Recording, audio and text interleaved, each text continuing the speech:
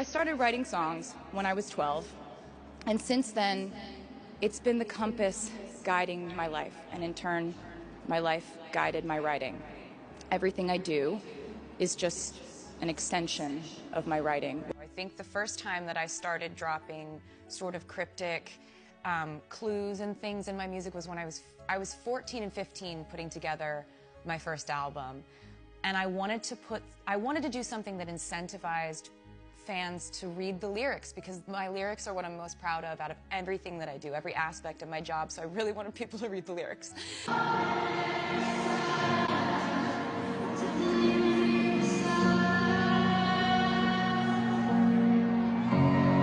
They're going through each lyric and trying to figure out who I wrote it about. They're reading the lyrics, you know, and it's kind of like, I feel like I want people to pay attention to lyrics. I want that to be predominantly what they think about when they listen to a song.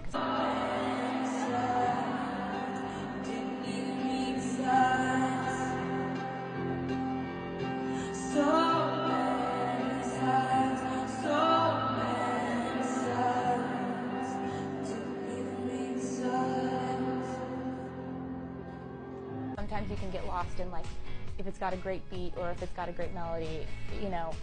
I want people to notice lyrics.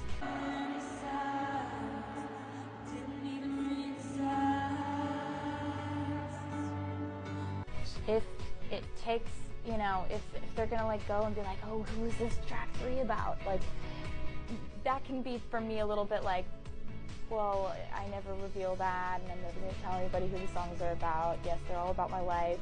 If they're reading the lyrics, I'm okay with them kind of making their own speculations.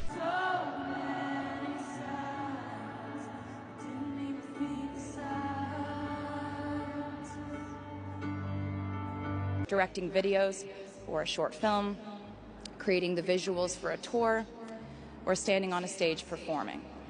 Everything is connected by my love of the craft, the thrill of working through ideas and narrowing them down and polishing it all up in the end, editing, waking up in the middle of the night, throwing out the old idea because you just thought of a newer, better one, or a plot device that ties the whole thing together. When I was a kid, I used to leaf through CD booklets and just read the teeny tiny print. Yeah. And just obsess over it. And so I wanted to incentivize them. So in my lyrics, for my first, several albums, I would have all lowercase letter lyrics, except for capital letter, capital letter, capital letter every once in a while. And if they circled the capital letter and wrote them down, it spelled out a secret code, a secret passage, Fun. It was really fun, and it would either tell them a story about the album or a hint about what the song was about. And I think that with music, I'm always trying to expand the experience from just being an audio one. If I can turn it into something that feels symbolic or seems like a scavenger hunt or seems like some kind of brain game that feels like it's more, then I think that's something to keep in mind as a goal. But I was like, I want to make a video that is just for the fans who like certain things like glitter and Easter eggs. Yeah, Easter eggs that I'm going to talk to you about are the kind of cryptic message-sending Easter eggs.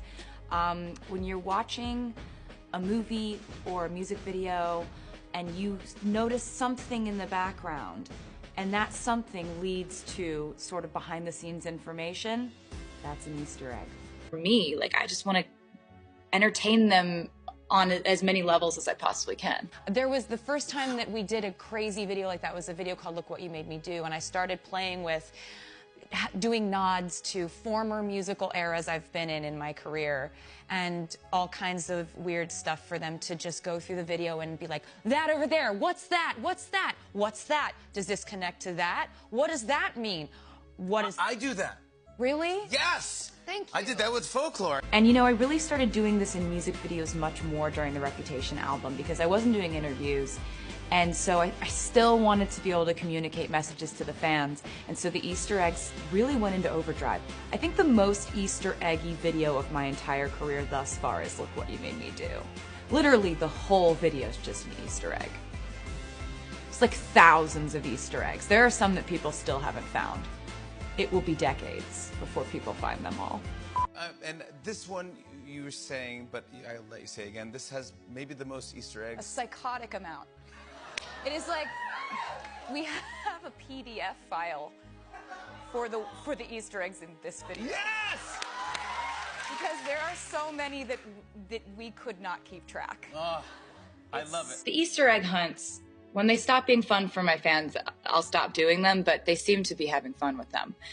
So I love to communicate via Easter eggs. I think the best messages are cryptic ones. So I'm gonna lead you through my favorite kinds of Easter eggs to lay.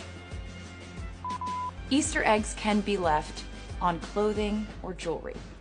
This is one of my favorite ways to do this because you wear something that foreshadows something else, and people don't really usually find out this one immediately, but they know you're probably sending a message.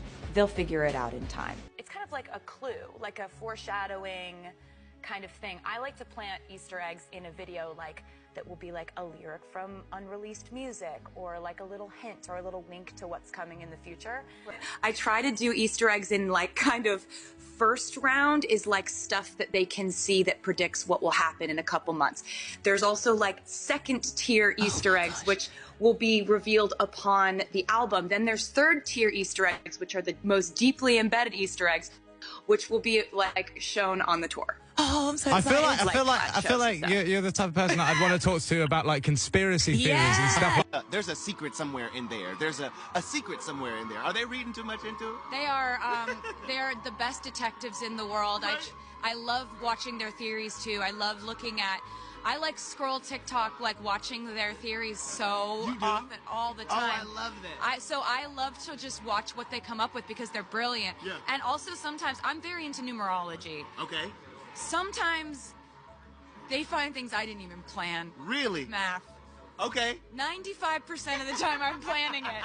But there are some times when they're like, the math! And I'm like, oh my God, the math! I didn't anticipate that one. Okay. And so that's when it started, but when it got out of control was was when I started to realize that it wasn't just me that had fun with this, that they had fun with it too. Oh, yeah. And I should never have learned that, because then I couldn't stop. And then all I started thinking of was, how do I hint at things like, how far is too far in advance? Can I hint at something 3 years in advance? Can I even plan things out that far? I think I'm gonna try to do it. People often greatly underestimate how much I will inconvenience myself to prove a point if I think I'm right.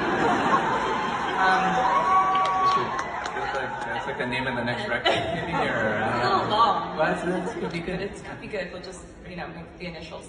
Yeah, we go really phenomenal. in the weeds over it. And look, I think that it is perfectly reasonable for people to be normal music fans and to have a normal relationship to music. But if you want to go down a rabbit hole with us, come along. Taylor is the your water's person. great. Yeah, the water's Jump fine. in.